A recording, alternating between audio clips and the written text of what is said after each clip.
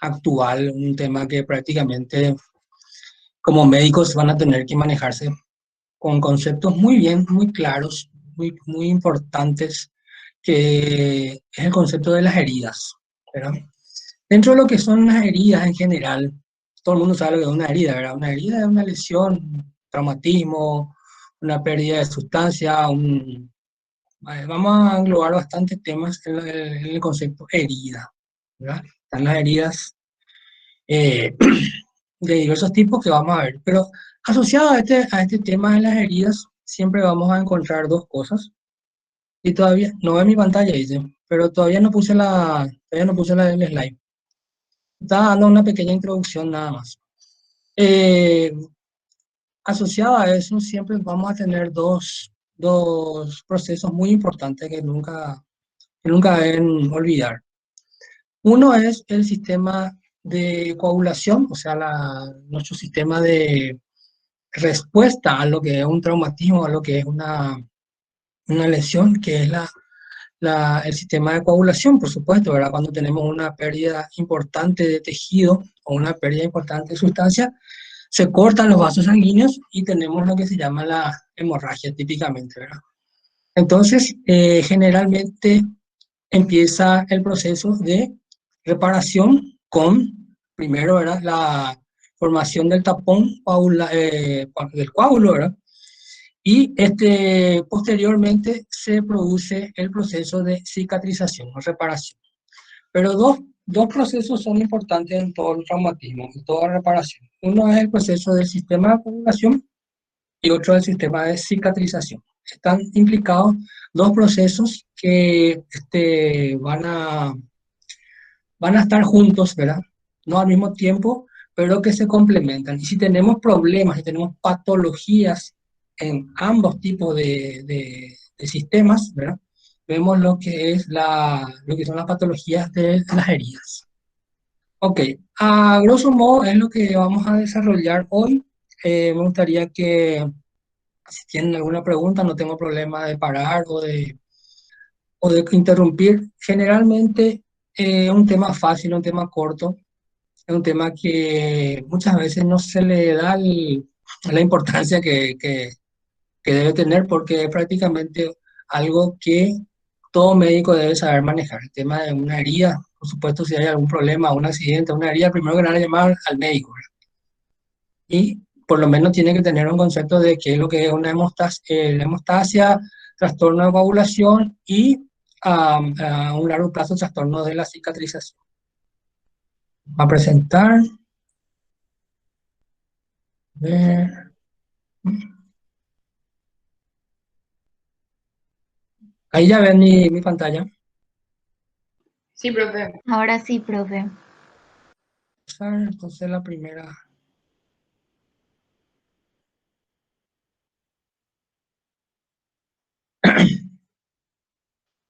Estos de live son lo que yo les envié, son las clases prácticamente, eh, son las clases en bruto, ¿verdad? Digamos que no tienen mucha información para leer del slide solamente, pero es como una guía sobre el tema en sí. Y ustedes tienen que, por supuesto, manejarse con la lectura del libro, ¿verdad?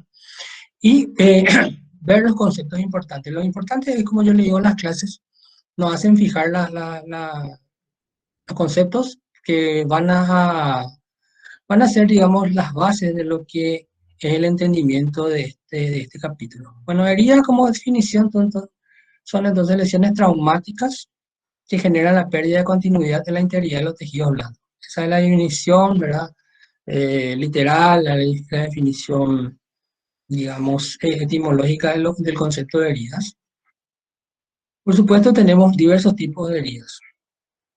Las más comunes, ¿verdad? Las que nosotros conocemos son las heridas abiertas, ¿verdad? En las cuales vemos una pérdida de la continuidad de la piel, generalmente, puede ser piel y mucosas, en la cual hay separación de tejidos blandos. Y las heridas pueden ser traumáticas cerradas, ¿verdad? Un golpe, una contusión, un hematoma, ¿verdad? que comienzan a realizarse dentro de un proceso interno dentro del cuerpo, en la cual no hay separación o no hay, digamos, hay lesión de tejidos blandos, pero no hay separación de la estructura de la piel. Obviamente vemos lo más común, eran los golpes con un hematoma que comienza, la mayoría ven, ¿verdad?, con un color rojo rosado. Por supuesto, ya se dan los procesos, como yo les había anticipado, los procesos de coagulación y de crisis sanguínea. Por supuesto, cambia a una coloración azulada y luego ya un color amarillo verdoso hasta que finalmente se desvanece. Ese es el proceso, digamos, normal de una herida, de un traumatismo cerrado. ¿Qué pasó acá? Acá prácticamente se resumen todos los procesos básicos, digamos, de lo que es la respuesta del cuerpo a los traumatismos. ¿Qué pasó acá en el primer caso, verdad? Realmente hay un golpe, hay un traumatismo, una fuerza externa que produce, ¿qué cosa? Una lesión de tejidos blandos, por supuesto, al lesionarse un tejido, al golpearse, digamos, a tener una fuerza mecánica que producen. Porque generalmente la rotura de los capilares, la rotura de los microvasos con la salida de sangre al espacio, al tercer espacio, al espacio intersticial, con el consiguiente, hemorragia, hematoma y el inicio de la cascada de la inflamación y de la coagulación. Por supuesto, en la formación del hematoma vemos ya procesos más avanzados de procesos más inflamatorios, por supuesto, y procesos de resolución de las plaquetas y de los factores de coagulación que van a estar inmiscuidos en todo tipo de reacción a una rotura o pérdida sanguínea. Y por supuesto la resolución. Eh, Heridas simples afectan únicamente a la piel, oigan. Arañazos, cortes, cosas así evidentes. Por supuesto tenemos las complicadas, ¿verdad? Entonces, prácticamente algo bastante complicado porque ya son extensas, profusas y con hemorragias. Clasificación de la herida, una clasificación básica. Las heridas pueden ser punzantes, causadas obviamente como su nombre lo dice, por objetos puntiagudos, claros, clavos, agujas, anzuelos, que pueden producir, ¿verdad?, este tipo de lesiones. Cortantes, causadas por objetos afilados, vidrios, cuchillos, latas. Y punzocortantes, producidas por objetos, digamos, puntiagudos y filosos. Puñales, tijeras, cuchillos, hueso fracturado, combinación de punzantes y cortantes. En esta imagen, por ejemplo, ¿qué es lo que vemos como una herida? ¿Por qué le llamamos de punzocortantes? ¿Alguien me puede describir qué es lo que pasó en este caso? ¿Qué está pasando en este paciente? Por ejemplo, llega la emergencia y ustedes se encuentran con un paciente con este tipo de lesión. ¿Qué les parece que hay que hacer con este? ¿Hay que meter? ¿Hay que cortar? ¿Qué idea le No, dan? ¿Alguien profe, me puede contestar? no se debe de meter lo que protruyó, sino que supongo que solamente se tiene que proteger hasta, hasta llegar hasta un centro que te puedan, digamos, Ok, en tu caso viene, por ejemplo, una herida punzocortante, una profunda herida, un asalto o o de un traumatismo X, ¿verdad? Puede ser un asalto, puede ser un accidente de tránsito. Y ustedes ven este tipo de heridas. ¿Qué a ustedes les parece? ¿Qué es eso que está saliendo por la herida? eso es Y escucho, yo un... no les veo a ustedes, o sea, no sé quién me habla, pero no Hello. tengo problema de escucharles. Vamos a analizar un poco eso, porque se vuelve una clase muy aburrida. Los conceptos son muy básicos, pero yo quiero que aprendan ustedes manejo. Manejo me interesa más que concepto. Concepto pueden leerlo. Precisamente, Evidentemente profe, todos sabemos lo que es algo punzo cortante. O sea, yo quiero saber, en este caso, por ejemplo, viene, ustedes ven y qué piensan así de entrada.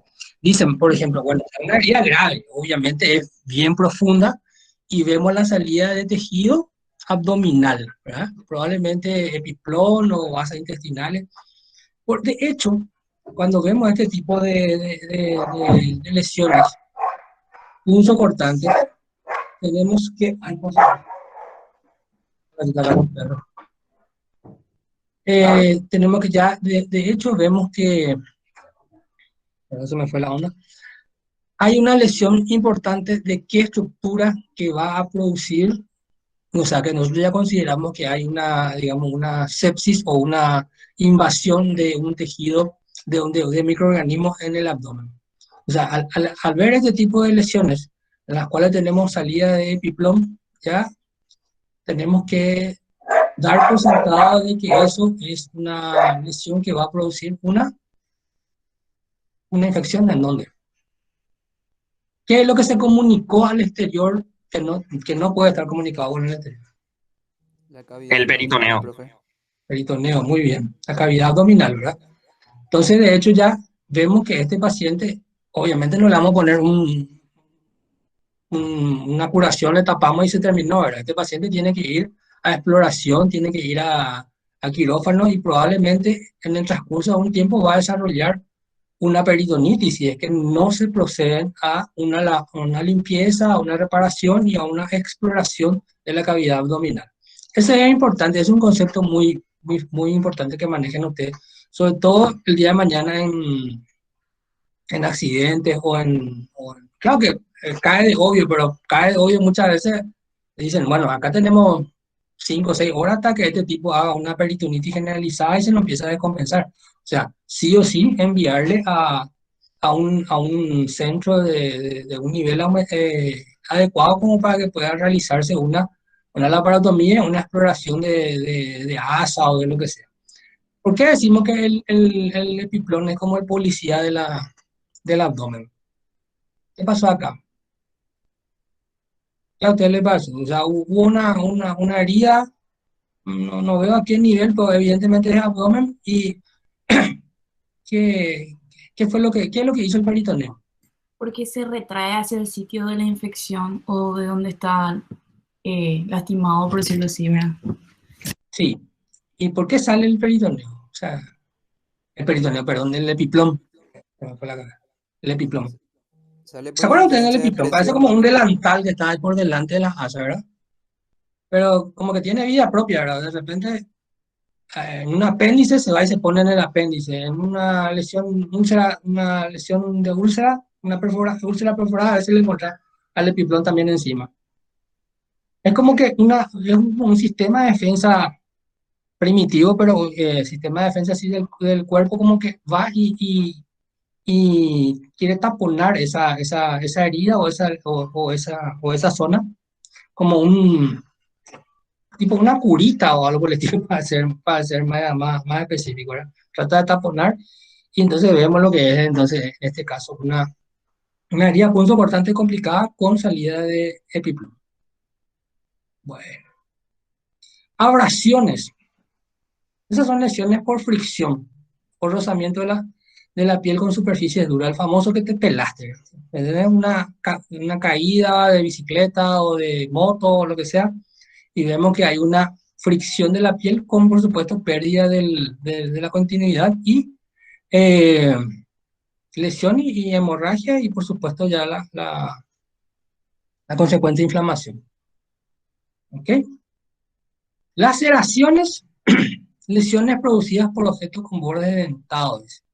Generan desgarro de tejido y bordes regulares. Laceraciones son esa herida un poco más ya complicada, en la cual tenemos desgarros, tejidos que se separan más violentamente y que se ven bordes irregulares, bordes de objetos irregulares, obviamente, que generan desgarro y pérdida de sustancia del tejido. En este caso, por ejemplo, llegó en la urgencia una herida en una fábrica X, ¿verdad? Y vemos este tipo de lesiones, ¿no? Este tipo de heridas. ¿Qué le parece que tenemos que hacer como primera medida? A ver, primer auxilio. Tenemos una laceración.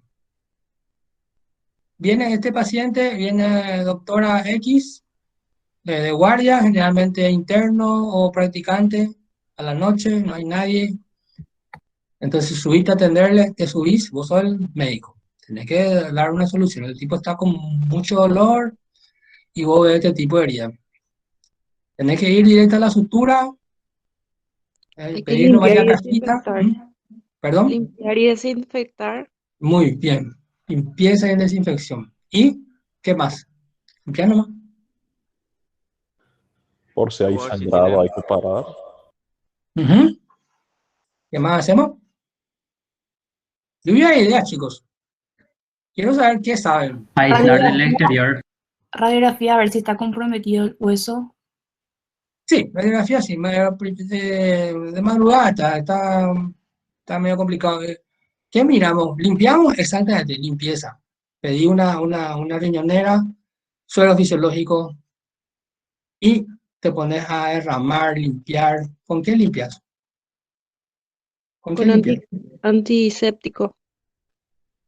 Mm, sí, puedes limpiar con antiséptico, pero ¿qué te va a... qué es lo que quieres ver en una herida así? ¿Qué es lo principal? Primero, También buscar si hay algún objeto extraño. claro. Entonces, yo le recomiendo que tu antiséptico dejen para la sutura, ¿verdad? La limpieza es generalmente y es más barato y es más práctico hacer por arrastre con suelo fisiológico, con lo cual nosotros vamos a revisar si en esa herida tenemos vaso, porque si no ligamos, si no, no nos va a dejar ver, no nos va a dejar explorar si es que no estamos con un campo, digamos, más bien claro. Entonces vamos a limpiar. Vamos a limpiar con suelo fisiológico, vamos a limpiar con Ringer, con agua oxigenada, con lo que... La agua oxigenada va a producir mucha burbuja, no nos va a dejar ver, pero podemos tirar la... Anyway, podemos lavar con lo que tengamos, hasta con agua podemos hablar, lavar, ¿verdad? Pero lavar, revisar la herida, ¿verdad? Si hay vasos, ¿verdad?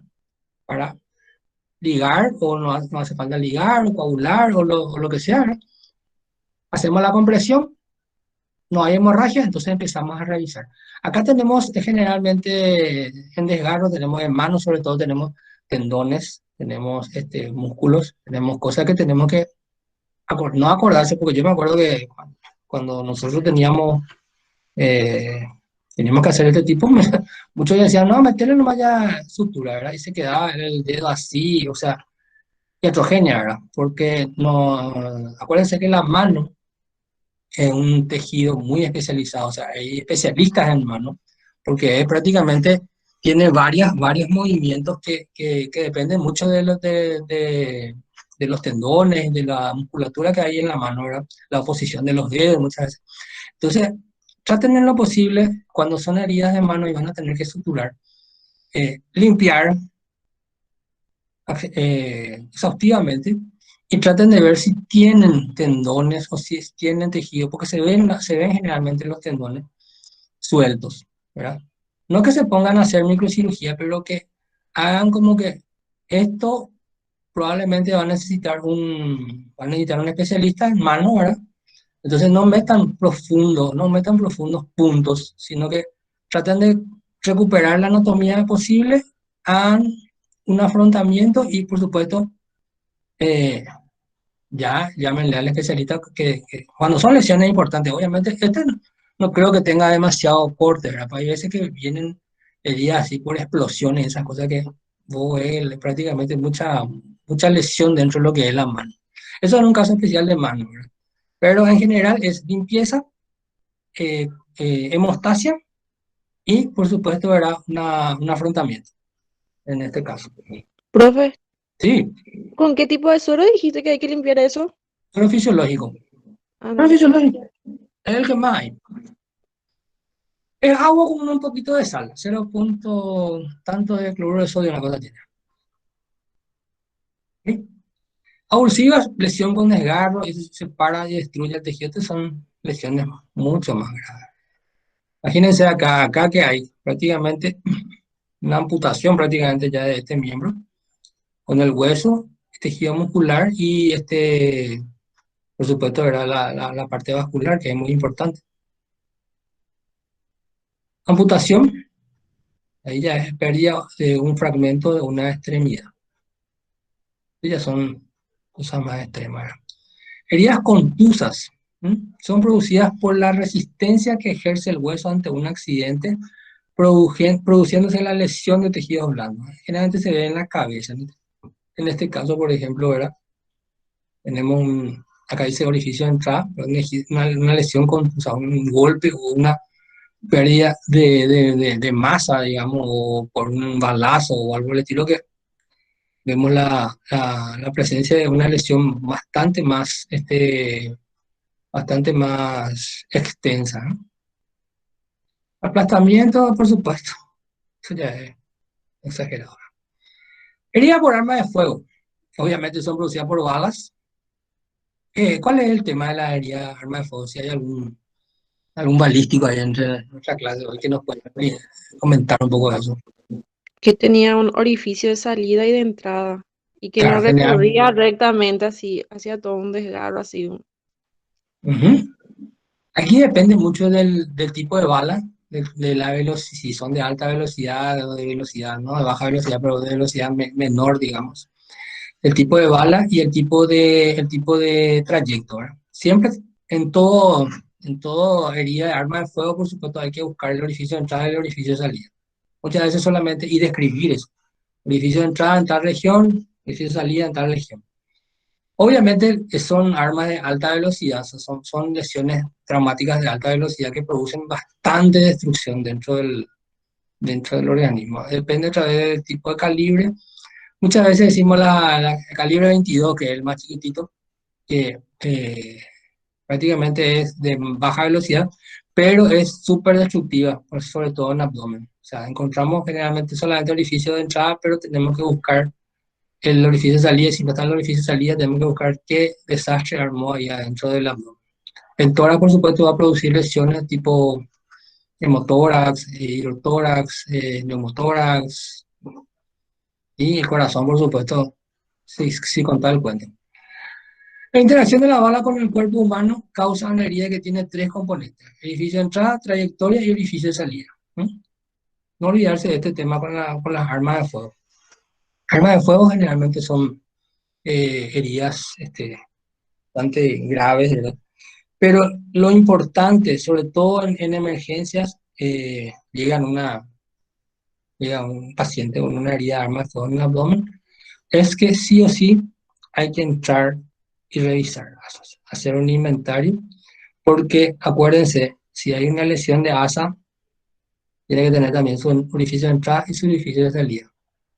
Muchas veces revisamos intestino, revisamos colon, y hay que revisar ambas. Acuérdense que son como cilindros, ¿verdad? Si tienen un agujero adelante, obviamente tiene que tener también atrás, porque si no, la bala está en el medio, ¿verdad? Generalmente no pasa eso, generalmente atraviesan todos los. No es mucho mi expertise en eso porque me dediqué a otra cosa, pero me acuerdo en la época en que hacía trauma que siempre revisábamos, hacíamos una herida de arma blanca, de arma blanca, perdón, de arma de fuego para nosotros ya era prácticamente sinónimo de la parotomía exploradora. Y empezamos desde el ángulo de trace, desde el ángulo del duodeno hasta el final, ¿verdad? Revisar y ver qué tipo de lesión. Obviamente depende del trayecto y generalmente al entrar ya se ve la lesión o se ve hacia dónde es la lesión, pero siempre no conformarse y decir, bueno, ya está todo sin haber revisado todo, porque muchas veces podemos cerrar el abdomen y encontrar y dejar un orificio que no se tapó o no se examinó. Y por supuesto tenemos la evolución desastrosa posterior. Heridas con bala no complicadas suelen afectar las extremidades, los tejidos lesionados son blandos y el proyectil causa una herida contusa. Obviamente, las heridas de bala son mejores, entre paréntesis, si son en extremidades, ¿verdad? A no ser que agarren un vaso. Ahí estamos jodidos también. Y las heridas complicadas penetran en las cavidades del organismo y en región cérvico-facial. Por supuesto, alto riesgo de shock y paro cardiorrespiratorio. Muchas veces no llegan, muchas veces prácticamente las heridas ya se complican bastante y el paciente fallece en cuestión de minutos. Vamos a hablar un poquito de el primer, digamos, mecanismo que se activa cuando hay alguna lesión. Vamos a hablar de una lesión ideal, una lesión cortante, una lesión por algún tipo de trauma fácil, digamos.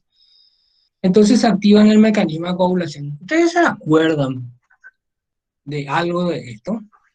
¿Se acuerdan del mecanismo de coagulación? ¿Cómo se activa el mecanismo de coagulación?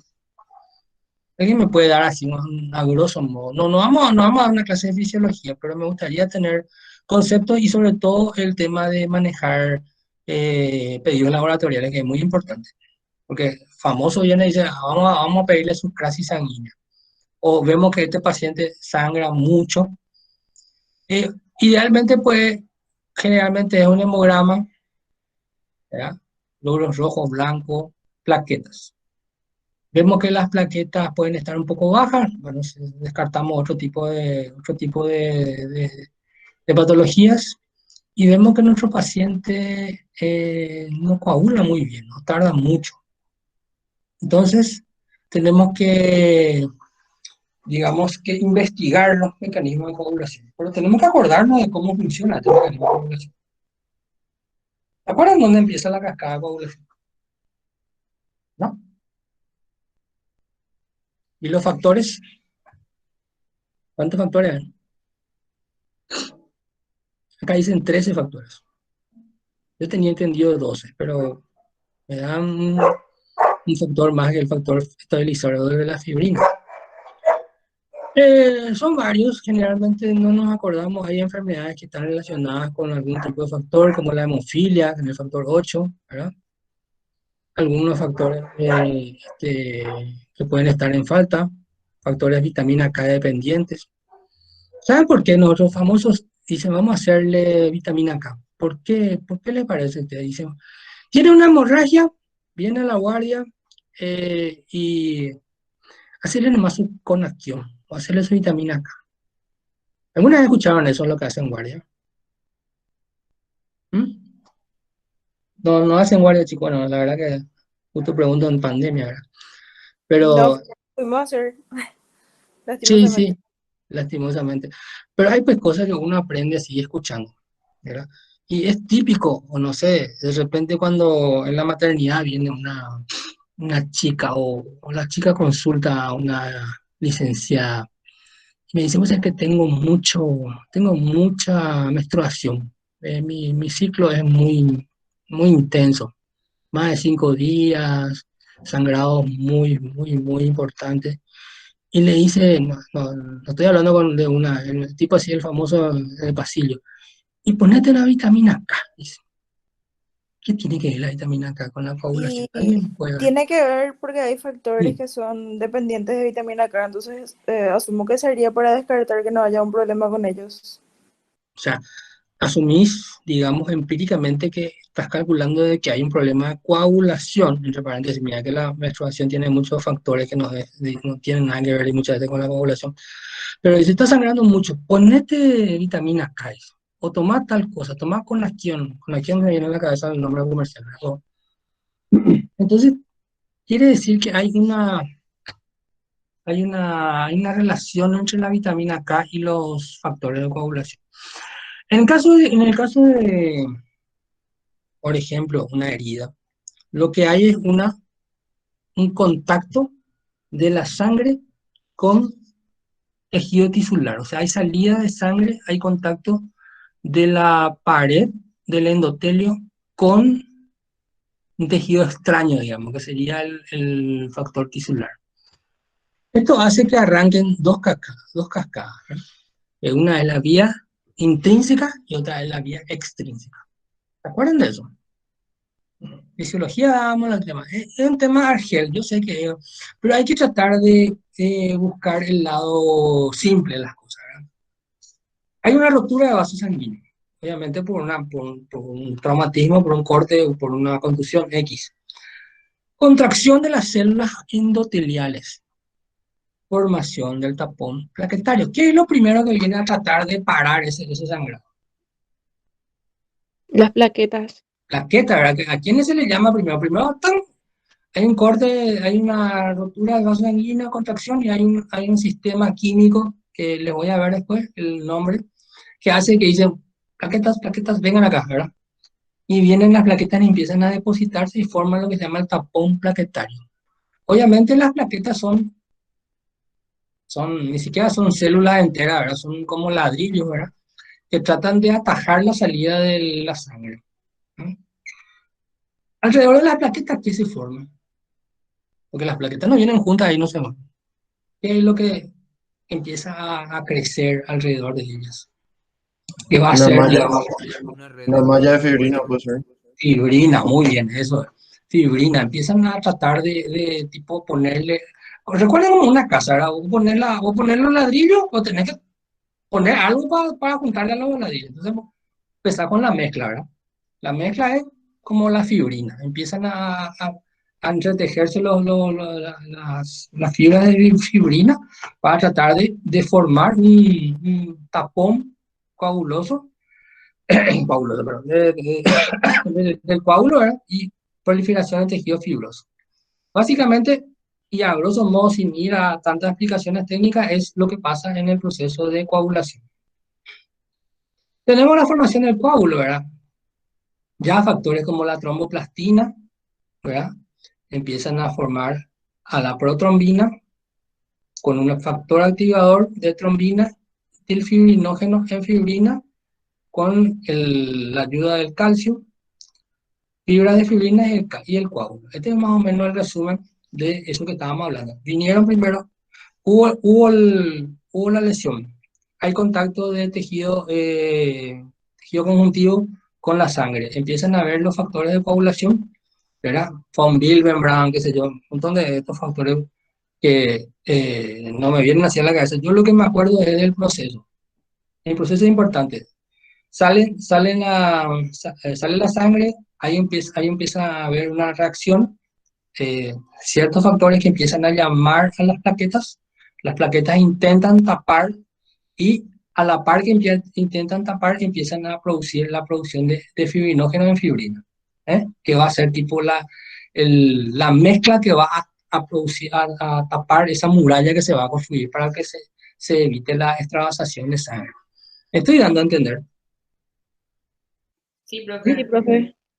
Bueno, miren que es un tema bastante, o sea, puede ser muy simple como puede ser muy complicado, pero yo estoy tratando de hacerlo simple con ejemplos como para que a ustedes se les quede el aprendizaje, porque miles de veces me traté de memorizar los factores de coagulación y no me acuerdo, sinceramente, a esta altura de mi vida ya me olvidé, ¿verdad? Pero el concepto de coagulación es muy importante. ¿Por qué? Porque muchas veces tenemos pacientes que tienen coagulación, tienen, por ejemplo, yo el que me acuerdo rápidamente de la hemofilia, ¿verdad? Grandes personajes de la historia, ¿verdad? Eh, tenían ese tema de la enfermedad que se transmite, porque es una enfermedad ligada al cromosoma Y, o sea, solamente los varones tienen la hemofilia. Y, ¿ustedes se acuerdan de la historia de Rasputin? ¿Alguien sabe quién era Rasputin? Así como para fijar el tema de la hemofilia. ¿Nadie se acuerda? Era ¿Quién un era el consejero de famoso? la familia real, pero los que tenían Era, hemofilia era era el consejero de la de zar. la zarina, era de la última, del último zar de Rusia. Esta zarina, la esposa del zar, ¿verdad? Tenía un hijo, se llamaba Alexei, que era el futuro zar de Rusia, ¿verdad? Le mataron todos los bolcheviques. Él tenía una enfermedad ligada al cromosoma Y, que era consecuencia de la reina Victoria de Inglaterra. ¿No? Todos sus descendientes, la reina Victoria pues vivió así tipo de esta reina Elizabeth, era casi 100 años. Y la mayoría de sus hijos, sobrinos, qué sé yo, le emparentó a ella con toda la nobleza, digamos, europea. Solo que vino una enfermedad que se transmitía a a los varones, que era la hemofilia. Se estudió mucho por eso, justamente. Entonces Rasputin le había no sé qué, tipo, engatusado a la reina esta, y él le había tratado a su hijo, el hijo del zar, de su problema que era las hemorragias que él tenía a nivel de las articulaciones, por la hemofilia que él tenía, el factor 8. Entonces, ¿se acuerdan? Al relacionar hemofilia, déficit factor 8, ¿te acuerdas de Rasputin y de la historia de la familia rusa? Cosas así que uno usa para acordarse para acordarse de las enfermedades. En este caso, a mí siempre me viene eso del Rasputin, el barbudo, ese que estuvo en la época de los zares. Eso es a nivel de así, tipo así, neumotecnia que uno usa para acordarse de las enfermedades, ¿eh? vamos a seguir. Acá es muy importante, dos vías, como yo le dije, el activador de protrombina se forma de dos maneras que interactúan constantemente. Una es la vía extrínseca, que empieza con el traumatismo de la pared vascular y los tejidos circundantes, y otra es la vía intrínseca, que empieza en la misma sangre. La extrínseca necesita un traumatismo, la intrínseca empieza directamente a nivel de la misma sangre. ¿Ok? La vía extrínseca necesitamos un traumatismo tisular. Este traumatismo produce la liberación del factor tisular, la tromboplastina, activación del factor 10, participación del factor 7, con el factor 10A, el factor 10A más fosfolípido más factor 5 más activador de la protrombina más la trombina. O sea, eso es resumidamente la vía extrínseca. No quiero desglosar esto porque es mucha fisiopatología, pero sí, fisiopatología. Pero ustedes acuérdense, vía extrínseca a través del traumatismo tisular y tiene participación los factores 10, 7, calcio, fosfolípidos y la trombina. Aquí tenemos más o menos el resumen, factor tisular, factor 7 que actúa a nivel del factor 10 más el calcio. Todo esto va produciendo una cascada que va a transformar la protrombina en trombina. Y esta es la vía extrínseca y esta es la vía intrínseca. La vía intrínseca, no le voy a repetir porque no se van a acordar, es bastante complicadito, pero lo que interesa es las pruebas de coagulación. Ustedes vienen, hay ciertas enfermedades hematológicas que vamos a ir desglosando más adelante. No es la intención de esta clase es más o menos una introducción. Lo que yo quiero es hablar de heridas. Entonces tenemos el primer factor que es los mecanismos de coagulación. Dentro de los mecanismos de coagulación hay enfermedades propias de deficiencia de factores. Factores de vitamina K dependientes, factores tipo la hemofilia, factor 8. Muchas veces llegan pacientes que nosotros no sabemos, ni ellos mismos saben que tienen un problema de coagulación. Pero ¿qué es que nosotros nos va a hacer sospechar? Una paciente, generalmente, ¿cuánto más o menos dicen ustedes que es lo lógico que una herida tiene que coagular? A ver si me dan alguna experiencia, ¿verdad? Te cortaste el dedo. ¿En cuánto tiempo te tiene que parar de sangrar? 3 a ¿No era 5 minutos? 3 a 5 minutos. Me gusta tu idea. O sea, hasta 5 minutos vos tenés que estar ahí y eso tiene que parar, ¿verdad? Si no es una lesión muy extensa y si no hay arteria de por medio. ¿Quién piensa diferente? Un poquito más, 10 minutos. 5 a 12 por ahí. 10 minutos. Mucho ya de 10 minutos, ¿no te parece? Digo, de 10 No. minutos sangrando. 7 no era. Vamos a poner algo práctico. 3 minutos. Ujú. Vamos a poner algo práctico, algo que nos quedemos en el medio y con para ustedes no se olviden. Este paciente llegó, ustedes le hicieron la curación, le hicieron la compresión. A los 5 minutos sigue babando, babeándole sangre. No, o están operando. Dios no guarda. Están operando sin crisis. Pero a veces pasa, ¿verdad? Y generalmente en la cirugía ginecológica, sobre todo en la obstétrica, muchas veces el paciente llegó y le tienen que operar sobre el pucho, ¿verdad? Sacarle el bebé y todas esas cosas. Muchas veces nos pasa que estamos operando, no se coagula la sangre, o sea, tenemos que, nuestro corte empieza a tener, digamos, una demora mayor a 5 minutos de tejido, ponerle subcutáneo o algo por el estilo. Y ahí nosotros nos cuestionamos, ¿no será que está con un problema de coagulación? Puede ser. Entonces, que de 3 a 5 minutos yo tengo por lo menos ese concepto de que se tiene que formar el coágulo, se tiene que formar. 10 minutos ya, yo creo que pensaría ya en algún trastorno de coagulación, probablemente vitamina K dependiente, por eso es el tema de la vitamina K profiláctica que muchas veces se usa en las emergencias. Eso que ustedes van a escuchar de la enfermera. Ponerle su vitamina K, ponerle por la duda nomás, doctor. Ahí te vas a reír, vas a decir, bueno, ponerle, vas a dejar, porque algo no le va a hacer, ¿verdad? Pero Ahí nomás, el conocimiento muchas veces que tienen nuestras enfermeras, muchas veces, sí, pueden ser que hayan estudiado, pero muchas veces es muy empírico, o sea, muy de lo que aprendiste en la guardia. Pero es importante tener ese concepto de tiempo, ¿verdad? Sobre todo una herida en una criatura, por ejemplo, en un cumpleaños o algo por el estilo, y vos te das cuenta de que no le para. Tarda más de 10 minutos en coagularse su sangre. Y eso ya te tiene que llamar la atención. De repente le decía a su mamá, che, pero ¿qué tal esos controles y sus plaquetas? Pan se hace, resulta que tiene bajas plaquetas o tiene un déficit de algún factor de coagulación que le puede producir una enfermedad.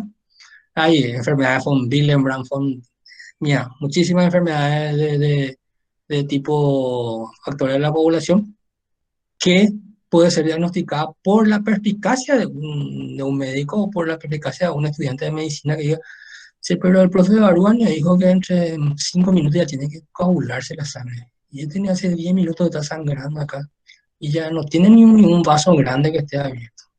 Cham, ¿qué tal una vitamina K o qué tal una crisis sanguínea para más adelante para ese familiar? Bueno, acá generalmente vemos los famosos frasquitos que tienen sin coagulantes y con anticoagulantes, ¿no? Siempre te dicen, vamos a hacerle crisis sanguínea, y que depende de lo que le pidan. Porque a veces le pedís todo y a veces le pedís alguna cosa, tiempo de protrombina, una cosa así, ¿no? ¿Verdad? Entonces tiene que saber que es con anticoagulante y sin anticoagulante. Sin anticoagulante es tiempo de coagulación, sangría, retracción del coágulo, pruebas de torniquete, o sea, las pruebas más fáciles, digamos, ¿verdad? Tiempo de coagulación es en cuanto se coagula tu sangre. Con anticoagulante, el TP y el TTPA. Es muy importante. El famoso el tiempo de protrombina y el tiempo de tromboplastina parcial activado. Se van a acordar de mí ahora cuando siempre pidan, o sea, siempre se dicen, le vamos a pedir su TP o su TTPA. Depende de lo que quieran medir. Si es la vía extrínseca o la vía intrínseca. Eso es muy importante porque siempre pregunto eso en los exámenes. O sea, manejen ese tema de qué es TP y qué es TPTPA. Más o menos el coagulograma viene así, ¿verdad? Estamos en valores que varía bastante según el laboratorio y según qué escuela tenga, pero más o menos tenemos entre 150.000 y 400.000 plaquetas por milímetro cúbico, el valor normal. ¿Mm? ¿Qué es? Plaquetas por debajo de 100.000, ¿de qué estamos viendo? ¿De qué estamos hablando? ¿Cómo se llama el concepto? Trombocitopenia. Trombocitopenia. Muy bien. ¿Y qué generalmente se ve asociado a eso? El que me contestó, ¿cómo era su nombre? Álvaro Soy. Álvaro, decime, ¿qué te hace pensar, en qué patología te hace pensar trombocitopenia? Muy común Infecciones ahora. víricas como el dengue, por ejemplo. Exacto, muy bien. Es una prueba muy importante, ¿verdad? Tiene fiebre tu paciente, viene, pucha, mosquito, el área, qué sé yo. Hemograma, ¿verdad? Te viene una plaqueta de 50.000. ¿Mm? No tenés laboratorio para pedir inmunofluorescencia de dengue, ¿verdad? Pero ¿qué ya te dio la plaqueta? ¿Qué información ya te dio la plaqueta? Plaquetopenia relacionada a una infección por dengue hemorrágico, X, ¿verdad? ¿Qué tal el COVID? ¿Qué saben del COVID en cuanto a plaquetas? Se lee mucho COVID, ¿verdad? Yo tengo entendido que produce también una leve plaquetopenia, ¿verdad? O sea, se usa también como un marcador. No en todos los casos, pero sí puede llegar a producir plaquetopenia o trombocitopenia, ¿verdad? Lo contrario. ¿Cuál es el tema del COVID? El COVID está muy relacionado con el tema de la trombosis, ¿verdad? ¿Qué saben de eso? Que produce coagulación intravascular diseminada. Coagulación intravascular diseminada, o sea, se piensa que tiene mucha relación con eso, ¿verdad? Y con la vacuna también, ¿verdad? ¿Cuál era la vacuna que tenía tanto drama con eso? La Johnson. La AstraZeneca. Astra. La AstraZeneca y la de Johnson, ¿verdad? Pero ¿cuántos casos se describieron? Poquísimos, ¿no? Creo 13. que eran 6 de 7 millones, algo así, menos del 1%. O sea, el riesgo-beneficio es brutal todavía. Sí, porque el COVID creo que era 16% de probabilidad de tener trombosis. Y la vacuna era Sí, apenas sí, 1. no. Tener más posibilidad de tener trombosis tomando anticonceptivos orales que usando la vacuna. Tiempo de coagulación 6 a 8 minutos. Acá ya nos varía. O sea, podíamos hasta llegar a los 10 minutos, pero yo por lo menos tengo ese concepto de 5. Podrían dejarla así, tipo así. Cuando ya es 10, sospechar un poquitito, ver si nos pedimos algún tipo de estudio, por lo menos plaqueta para ver si no hay plaquetopenia. Tiempo de sangría, 1 a 4 minutos. ¿Cuál es la diferencia entre sangría y coagulación? Son conceptos viejos, pero que es importante saber. ¿Por qué les digo esto? Porque hay que tener un concepto de hasta dónde es normal que tu coágulo se forme. Por eso es que para mí es más, entre estos dos, ¿verdad? El tiempo de sangría y el tiempo de coagulación, uno es cuando para y el otro es cuando se forma el coágulo. Acá hay un intermedio que es el número 5. Entonces, podemos dejar como un consenso. Es una cuestión particular mía, podemos discutir los números, pero yo digo, 5 minutos es lo racional para mí de que se forme tu coágulo. Paró de sangrar a los 5 minutos, fantástico. Su crisis sanguínea está bien. Es un paciente que se puede operar en el sentido de que no se puede operar sin laboratorio, ¿verdad? Pero se puede operar, o sea, por lo menos tengo el tema. Muchas veces empezamos la cirugía, carencia de laboratorio. X no se le pidió, bla, bla, bla. Te llegó el paciente, empezaste tu cirugía, empezaste a cortar tu celular subcutáneo. Empezás a coagularlo para que no te sangre, pero igual te quedan capilares así. Vos te estás yendo, obviamente estás cortando, te estás yendo hacia el abdomen, vos ya te das cuenta de que ese paciente ya pasó 5 o 6 minutos tu cirugía y tu celular subcutáneo sigue todavía sangrando. Te tiene que llamar la atención porque te estás metiendo adentro en un paciente que no tenés crisis sanguínea. Y ahí es importante, si ahí nomás te le decía a la enfermera, ven por laboratorio, vamos a ver si, qué tal. Estaba operando un hemofílico, cuidado. Perdón, muchas veces pasa, ¿verdad? Pero tenemos que, por eso es importante el concepto así tipo, como yo le digo, hay cosas que tienen que quedar así tipo sellado en la mente del estudiante de medicina, ¿verdad? Entonces yo le digo, coagulación, 5 minutos en nuestro. Puede variar de 8 a 7, bla, bla, bla. Pero, más o menos empiecen ustedes en su cabeza, 5 minutos, ya pasó 5 minutos, y miren otra vez el celular. Tendría que estar sin sangrar. O sea, los factores de coagulación en la plaqueta son microscópicos, pero ya se tuvo que haber formado la muralla con la mezcla como para atajar ese sangrado. Entonces, por lo menos, bueno, pues su coagulación está bien, o sea, no, me puedo seguir ingresando. ¿M? Pero acuérdense, todos los 5 sentidos tienen que usar cuando hacen cirugía.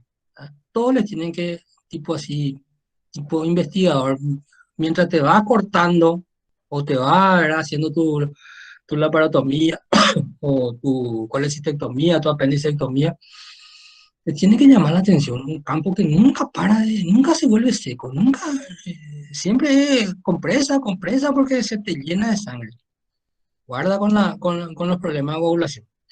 Bueno, tiempo de protrombina, 2 a 14 segundos, tiempo de tromboplastina, exacto.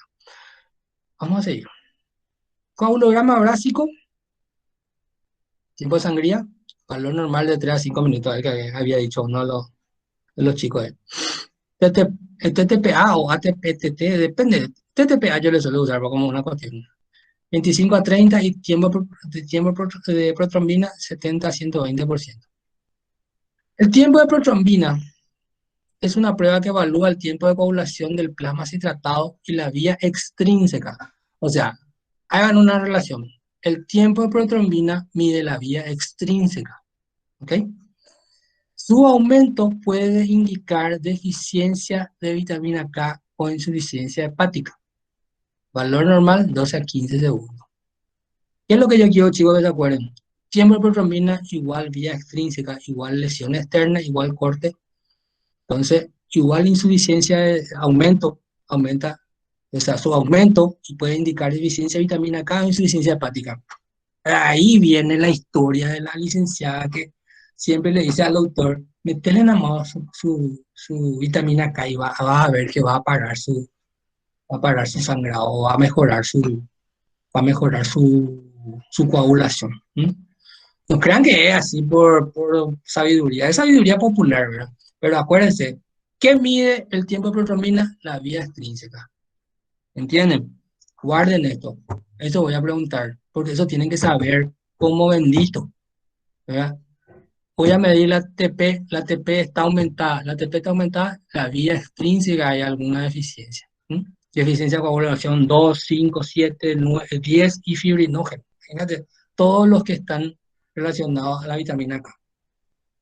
No vamos a ir a revisar factor por factor para saber qué medicación le vamos a dar o cómo vamos a actuar, siendo que tenemos pruebas que son prácticas. TP aumentado, probable trastorno de coagulación vía extrínseca, probable deficiencia de vitamina K, meterle tu conexión o meterle tu vitamina K, lasca, lo que sea. ¿Eh? ¿Entienden el concepto? TP vía extrínseca. TTPA, o sea, tiempo de tromboplastina parcial activado, mide la capacidad de la sangre para coagular, o sea, es la parte interna, no está relacionado con factores externos. Entonces se llama intrínseca, intrínseca. TTPA, o sea, tiempo de tromboplastina parcial activado, mide o evalúa la vía intrínseca. ¿Ok? Valor normal 25 a 39 segundos. Esta prueba se usa para controlar el efecto del tratamiento con heparina, uno de los anticoagulantes más utilizados. No sé si tienen un pariente de gente que usa heparina. No le vas a pedir crisis sanguínea cada 2 o 3 días a este paciente. Vas a evaluar solamente su TTPA. Su valor normal 29 a 39 segundos. Un valor normal aumentado. ¿Qué nos habla de eso? Cri.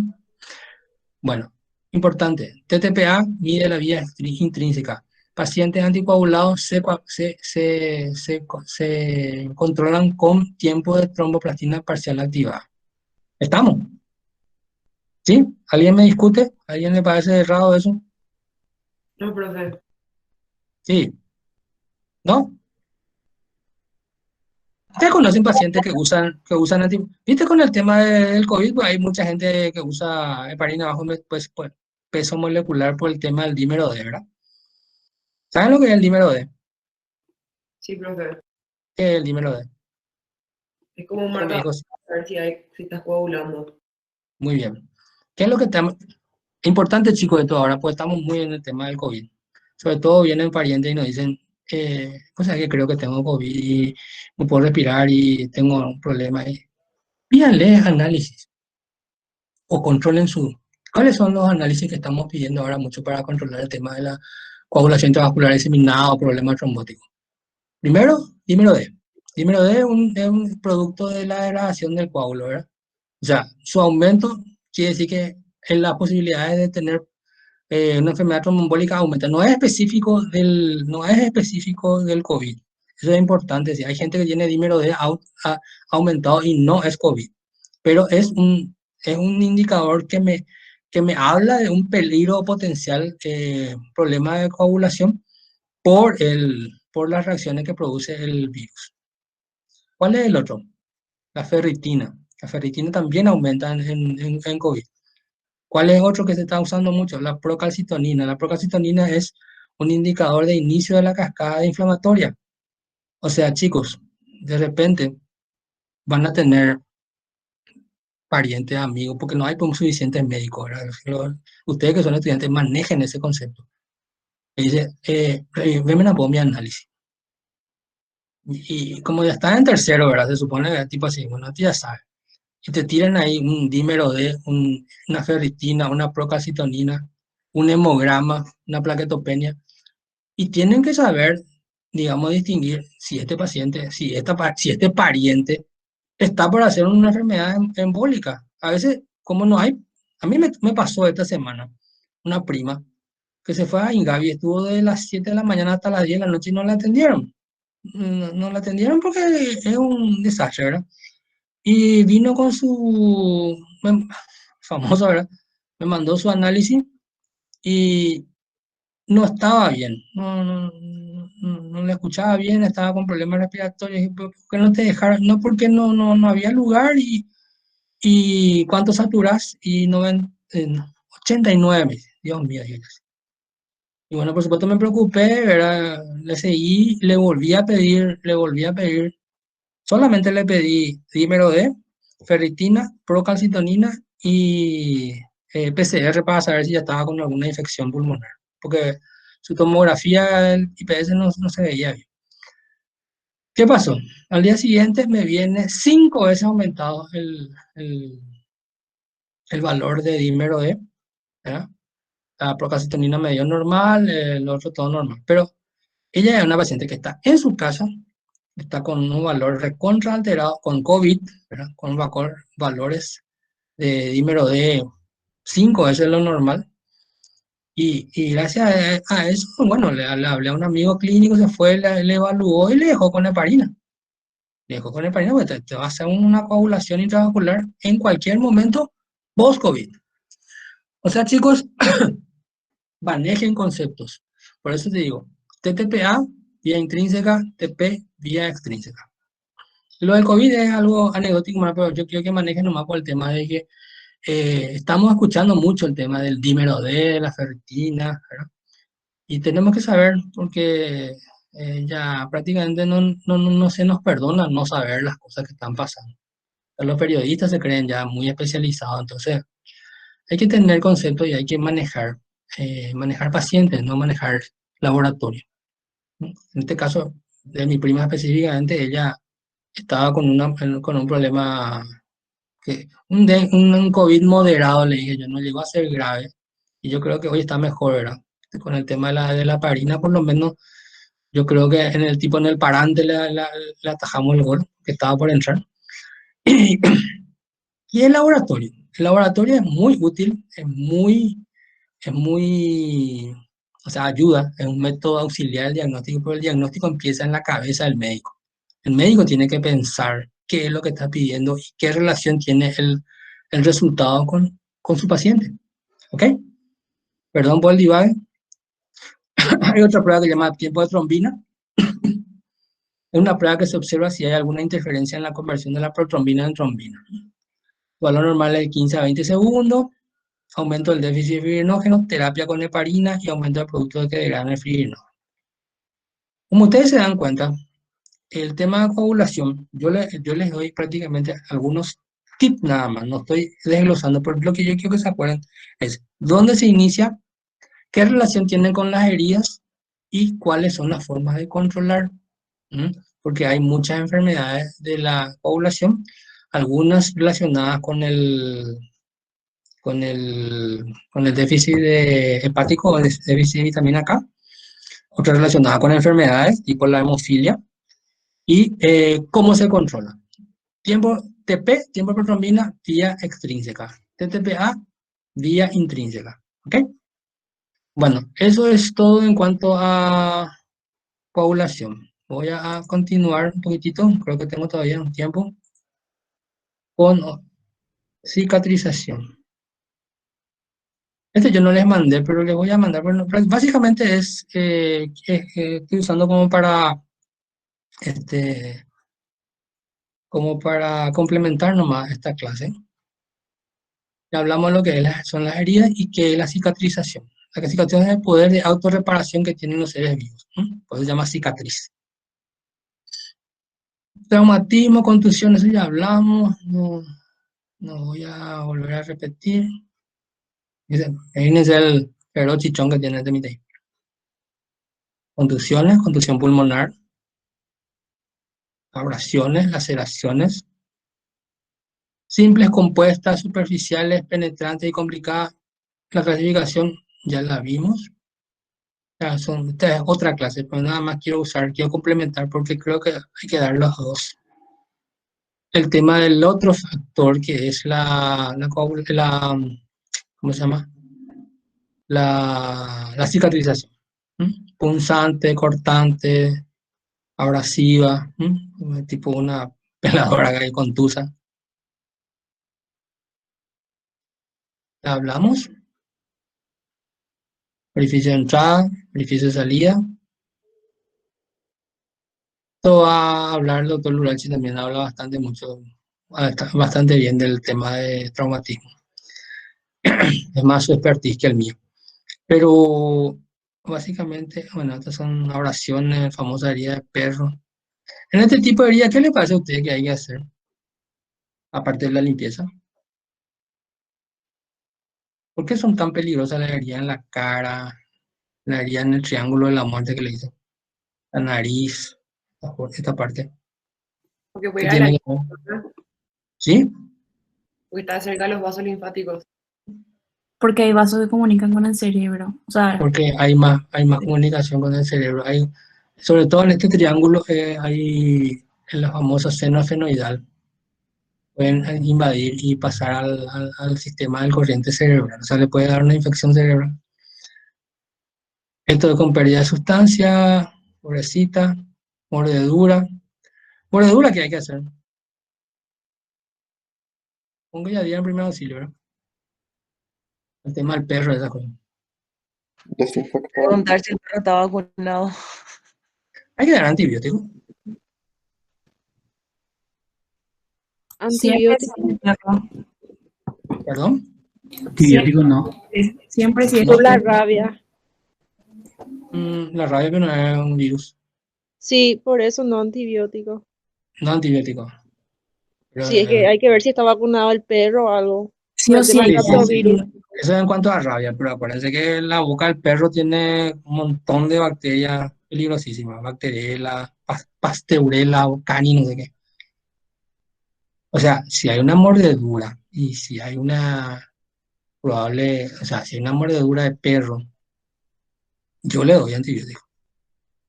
Le doy antibiótico por menos 5 días. ¿Por qué?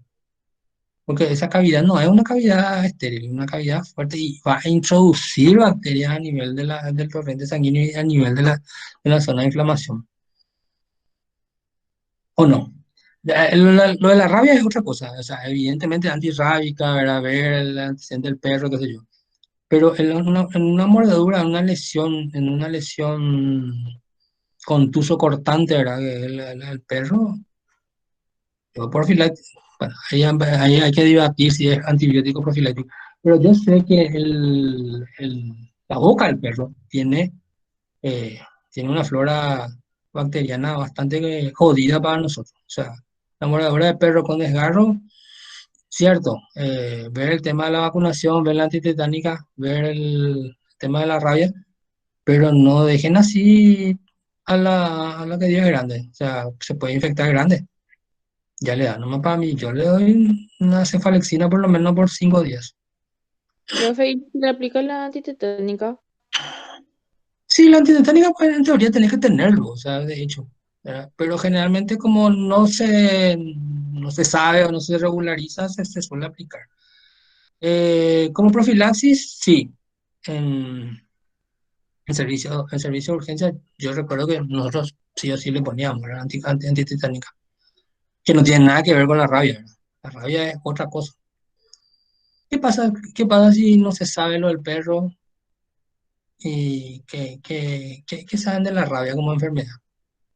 Que no Creo que tiene hubo, prácticamente un tratamiento, hubo un cura. caso el año pasado, yo creo que hubo un caso, sí, en el ministerio, tuvimos un caso en Ciudad del Este de rabia humana.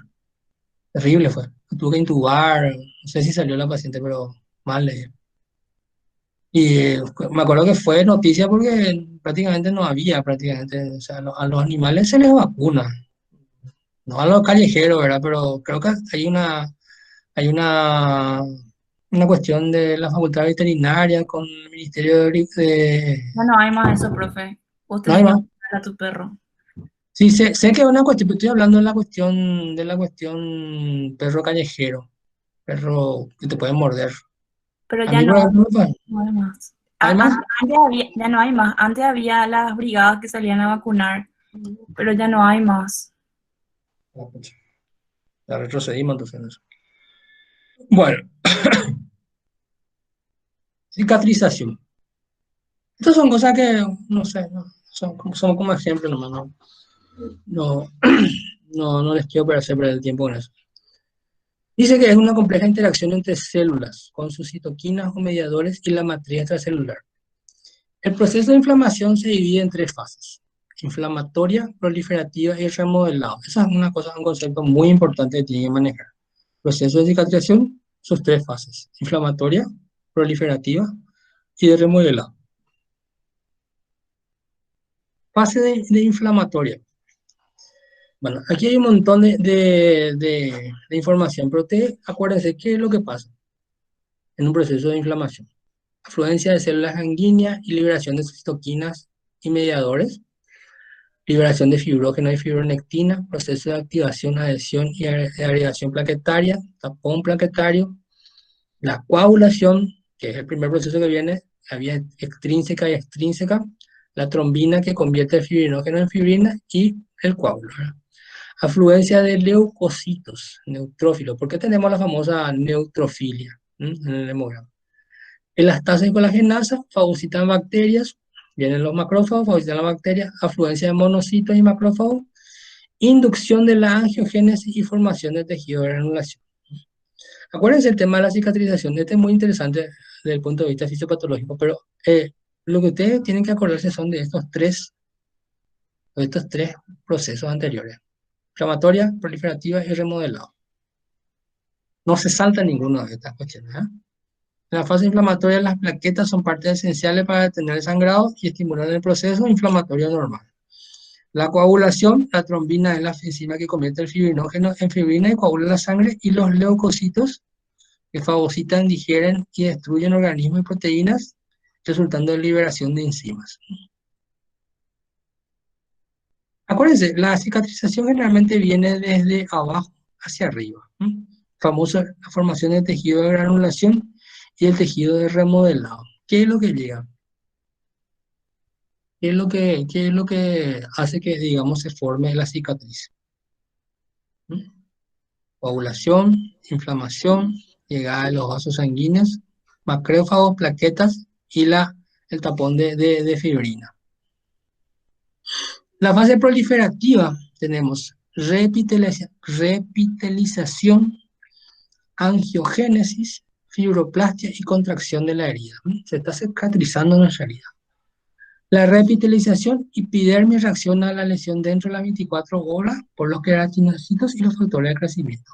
Angiogénesis, neovascularización, células endoteliales. Fibroplasia, formación de tejido de granulación por los fibroblastos y colágeno y en matriz de la herida.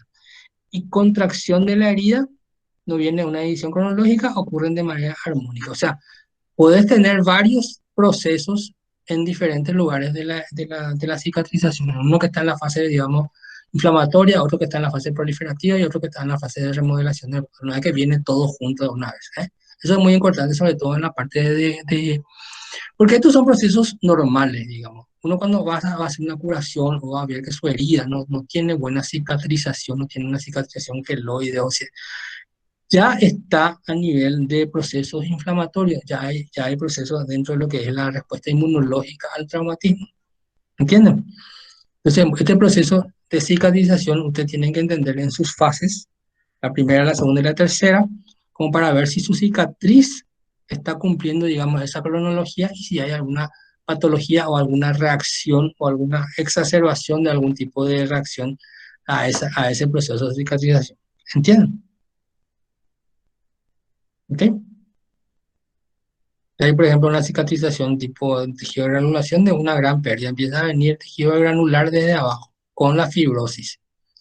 También esa cicatriz que, por ejemplo, se ven que hay retracciones y que hay malformación de la cicatriz porque hay mucha pérdida de sustancia. Se reemplaza el tejido, digamos, especializado por fibrina. Acá vemos, por ejemplo, la granulación en un cortecito. Vamos a ver los bordes que están retraídos y el tejido de granulación que empieza a venir desde abajo para cerrar la herida. ¿Okay? Fase de modelado, degradación de sustancias de la matriz y los cambios que sufren.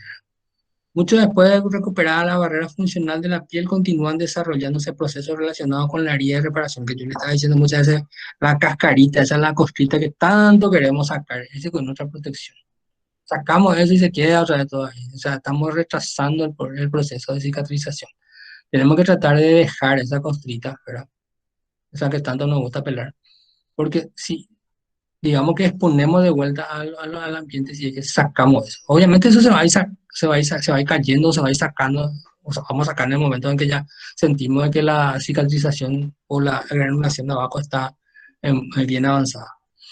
A su tiempo, la dermis postraumática retorna a su estado pretrauma y la reparación se considera completa. O sea, la fase de modelado. ¿Ok?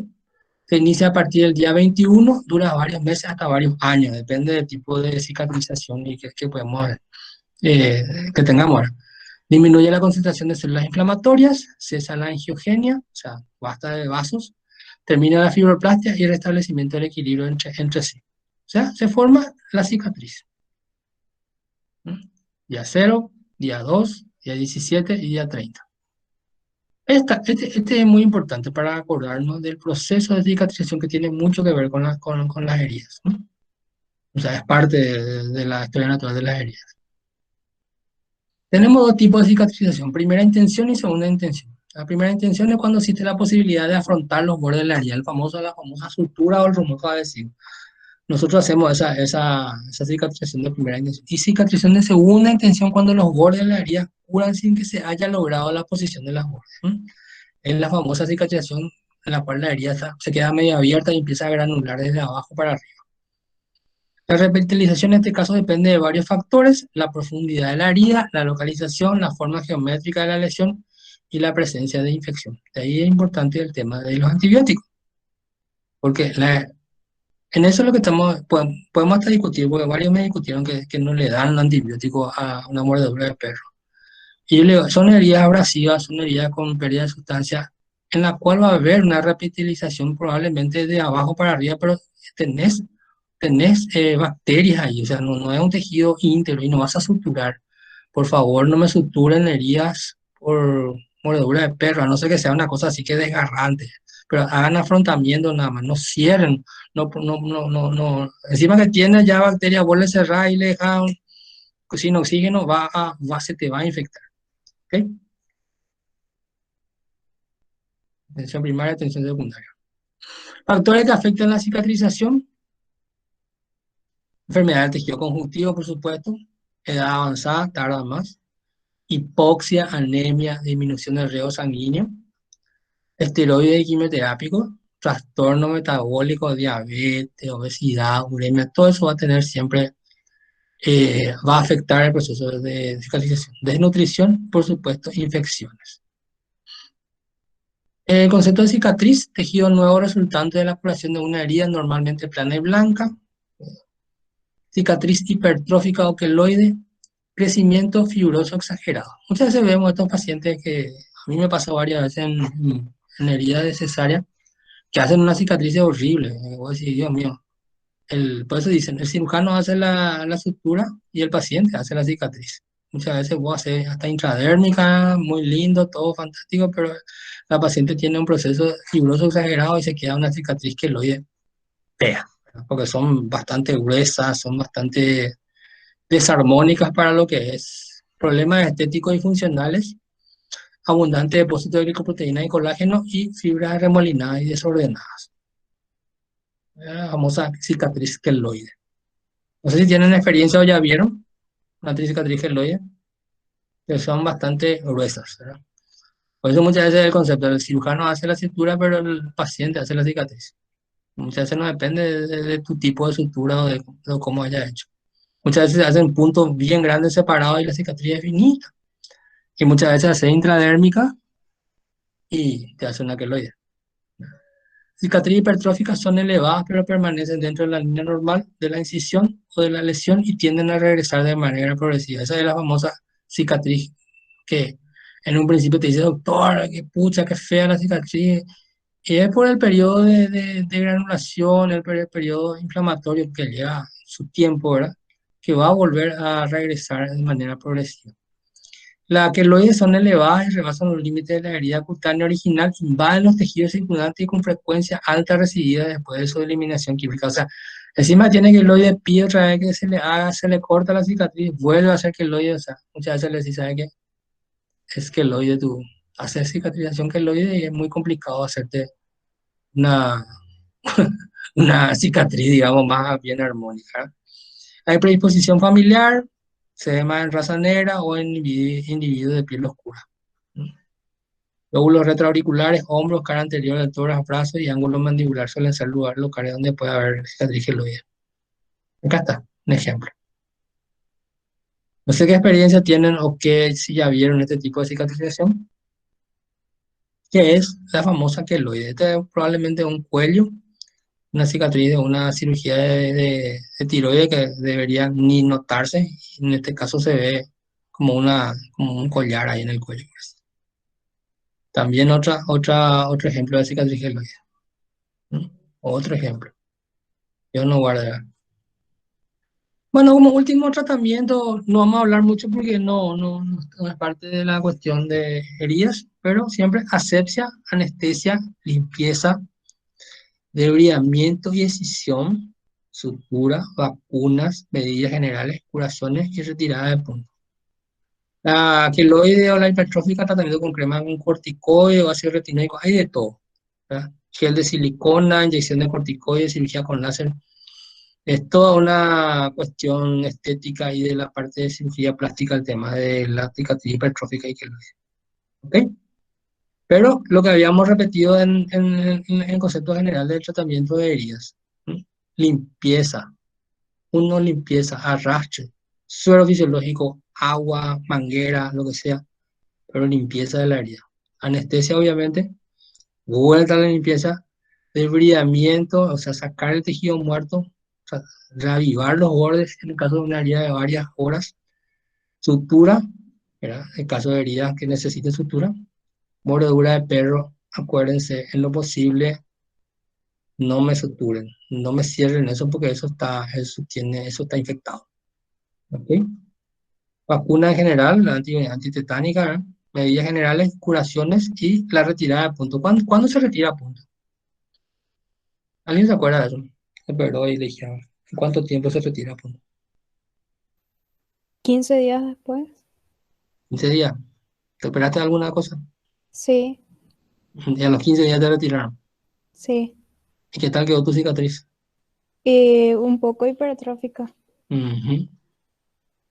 Yo tengo un concepto que a los 7 días ya tenés que sacar. Si deja demasiado, acuérdate que el cuerpo extraño produce mucha reacción inflamatoria. Hay hilos buenos ahora. Antes hacíamos con hilo de algodón. Lo peor que es el hilo de algodón, pues es fibrosis, es fibrótico y producía mucha reacción inflamatoria. Ahora prácticamente no se hace, creo yo, ninguna sutura de piel con algodón, sino se hace con nylon, ¿verdad? El nylon prácticamente es un hilo monofilamentoso y tiene menos reacción. Hay buenos, hay buenos hilos absorbibles ahora que se hacen para cirugías abdominales para la piel, que aunque yo uso bastante en cesárea, es el mononylon. Perdón, el monocril, mononylon, no, monocril. Que es un vicril, vicril le decimos al ácido poliglicólico que se absorbe y es bastante resistente.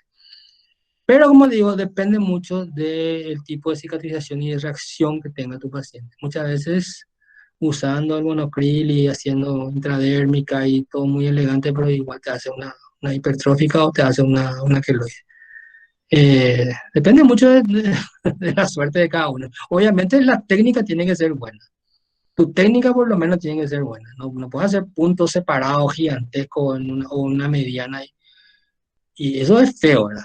Pero sobre todo en cirugías programadas. Tenés que tratar de que tu punto sea, o sea, cumpla su función de atajar eso y sea lo más armónico posible. Bueno, chicos, hasta aquí creo que llega la clase de hoy. No sé si hay alguna pregunta, algún comentario, si se durmieron o si por lo menos les pareció interesante. Es una clase un poquito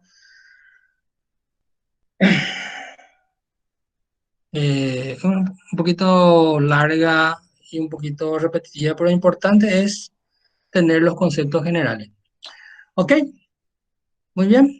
Entonces vamos a declarar ya entonces por este día suficientemente debatido. Gracias, chicos. Nos vemos la próxima. Gracias, doctor. Gracias. Profe. Chao. Chao, profe. Chao.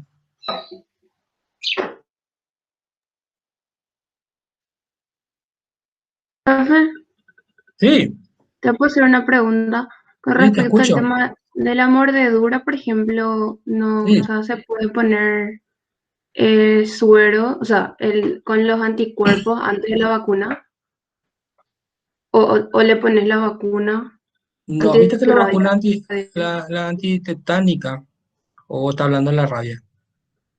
de la rabia. Bueno, está la inmunoglobulina antirrábica, se puede hacer más antes que la vacuna. La vacuna pues tiene un proceso de más tiempo para reacción, para producir una reacción inmunitaria. La es lo mismo que el tétano, ¿verdad? La vacuna antitetánica demora, creo que yo, 2 o 3 meses para producir inmunidad. En cambio, si vos necesitas, digamos, una respuesta más rápida, usa inmunoglobulina. ¿Está bien? Sí, gracias, profe. Bueno. Bueno, chicos, un gusto. Vamos a salir entonces. Chao, chao.